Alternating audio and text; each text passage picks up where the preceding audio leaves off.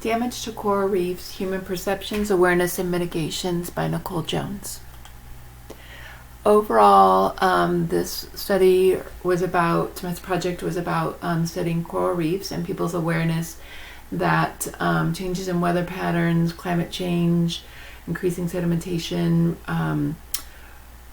increased pollutant runoff, and ocean acidification and rising ocean temperatures are killing coral reefs. The purpose of the study is to evaluate people's beliefs, their awareness, and what people are willing to do to help mitigate the damage that is occurring right now because of climate change. My research question is, to what degree do people recognize their actions affect climate change and add to coral reef damage, and what actions are they willing to change to reduce their carbon footprint?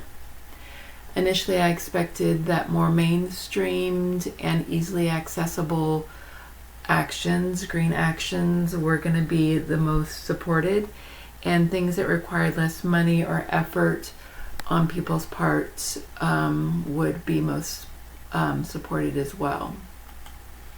My survey questions are: where do you rate your beliefs that coral reef damage is related to climate change on a scale of 1 to 5? How do you think your own actions contribute? If you don't think that your actions contribute, then what do you think is causing coral reef death? And what actions are you most inclined to take to make a difference in reversing climate change?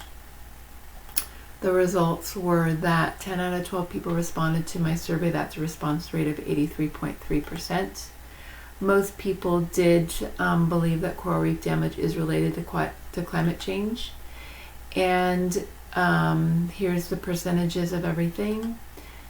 The overall analysis was that the top 5 green actions, which is 60% or above, was recycle, start composting, follow the frog, which is buying products that support protecting the environment, buying more recyclable products, bike or walk to work. No men, and only 3 of 7 women surveyed indicated they were inclined to support women's access to family planning. No men, and 4 out of 7 women would donate to foundations that supported education of girls. Estimates suggest that together with family planning, girls' education has the potential of avoiding nearly 85 gigatons of carbon emissions by 2050. That's equal to 850,000 fully loaded U.S. aircraft carriers. The least supported options were things that did require a lifestyle change, that were expensive, required work. You're going to work to figure out to work remotely, and stuff like solar panels. Stuff that was more expensive was less supported options.